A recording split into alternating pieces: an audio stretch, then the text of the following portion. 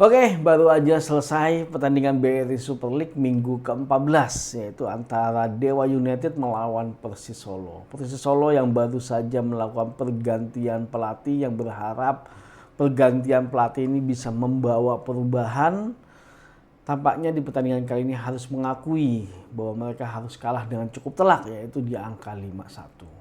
Nah, seperti apa detail dari pertandingan ini? Yuk kita bahas di video ini bersama gue Alpin, seseorang yang punya komitmen untuk sepak bola Indonesia.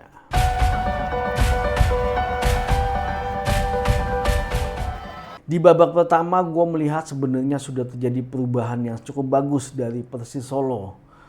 Di menit-menit awal selama 10 menit pertama bahkan sampai ke 15 menit menurut gua Persis Solo lebih mendominasi daripada Dewa.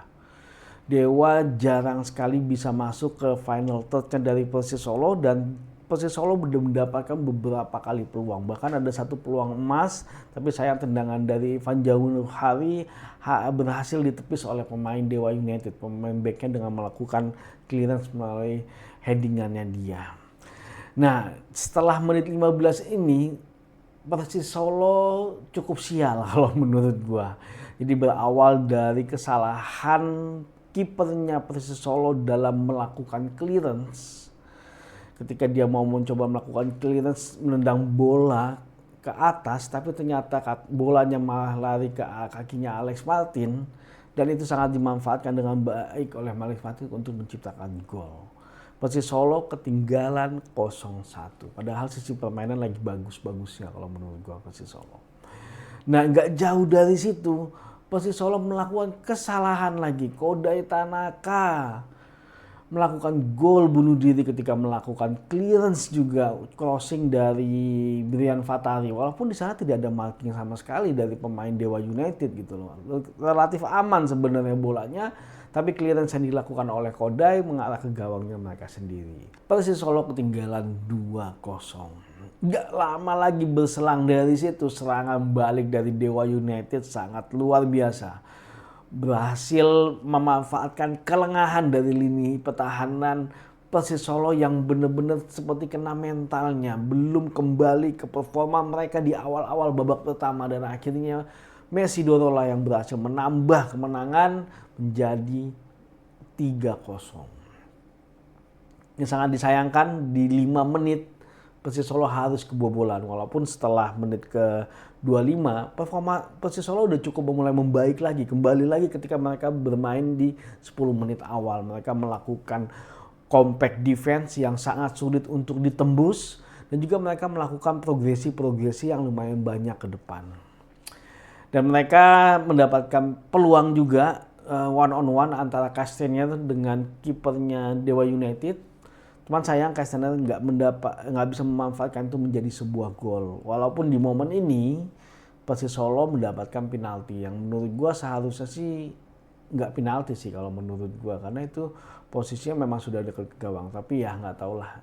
Melalui titik penalti inilah Persis Solo berhasil mengecilkan ketinggalan mereka menjadi 3-1. Oke, di babak kedua terjadi perubahan di Dewa United, tapi di Persis Solo nggak ada perubahan yang banyak kalau gue melihatnya, karena memang secara permainan sebenarnya berhasil gitu. Skema yang diinginkan oleh pelatih berhasil secara permainan, tapi memang di 5 menit itulah Persis Solo kebobolan 3 gol. Nah, di babak kedua sebenarnya cukup seimbang kalau menurut gue antara Dewa United juga dengan Persis Solo, tapi ya lagi-lagi mental dari Persis Solo yang sepertinya memang sudah jatuh agak susah untuk dinaikkan kembali. Persis Solo mendapatkan 2 gol lagi dalam waktu yang sangat dekat, yaitu di menit ke-83 melalui Ripali dan Messi Doro di menit ke-86. Walaupun secara permainan sebenarnya sudah jalan skema yang diinginkan oleh pelatih, tapi memang kesalahan-kesalahan kecil yang akhirnya berakibat fatal dan berhasil dimanfaatkan oleh pemain Dewa United. Ya memang susah untuk mengangkat mental, terutama ketika skornya juga cukup besar di 3-1, tapi akhirnya malah makin besar menjadi 5-1. Ya, pertandingan perdana dari pelatih barunya Persis Solo belum memberikan hasil yang signifikan terhadap peringkat dari Persis Solo, tapi memang kalau gue melihatnya secara ritme, secara fundamental, secara permainan, mereka sudah mulai mendapatkan feel-nya kalau gue melihat. Walaupun memang dalam hal finishing ini menjadi hal yang sangat penting sebenarnya.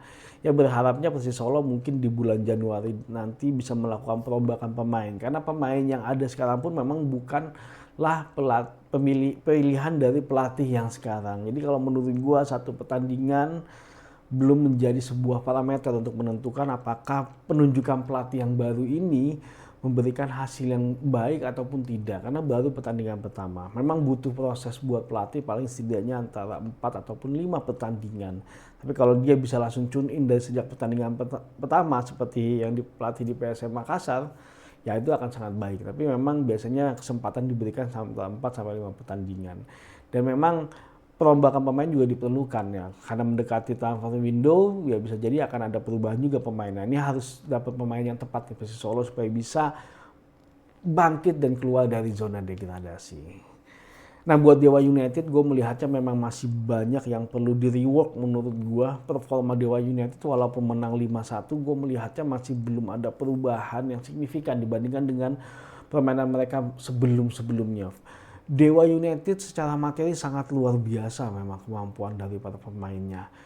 Tapi secara permainan full dari awal sampai akhir menurut gua masih belum berjalan dengan sangat dinamis. Ya, memang beberapa momen dia berhasil menciptakan gol, tapi di satu sisi yang lain gue melihatnya ketika melawan tim yang lain itu akan menjadi suatu PR buat Dewa United. Tapi kita berharap lah Dewa United bisa berkembang karena dia lagi bertanding untuk kompetisi Asia dan kita berharap terus berlanjut Dewa United yang mudah-mudahan bisa menaikkan peringkat dari liganya Indonesia ataupun BRI Super League. Tapi nanti kita lihat seperti apa perkembangannya. Yang jelas dengan kemenangan ini Dewa United posisinya bisa agak menjauh dari zona degradasi karena kemarin posisinya di 14. Kalau sekarang posisinya kalau nggak salah di 12. Karena dia cukup naik peringkatnya karena poinnya jadi cukup jauh.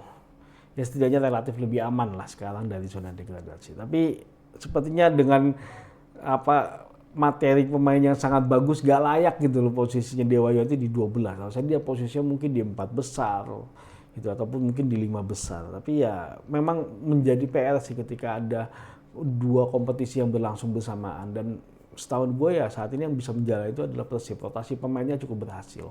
Tapi nanti kita lihat seperti apa apakah ada perubahan di pelatih Dewa United, tapi menurut gue masih cukup relatif aman sih kondisi dari pelatih Dewa United.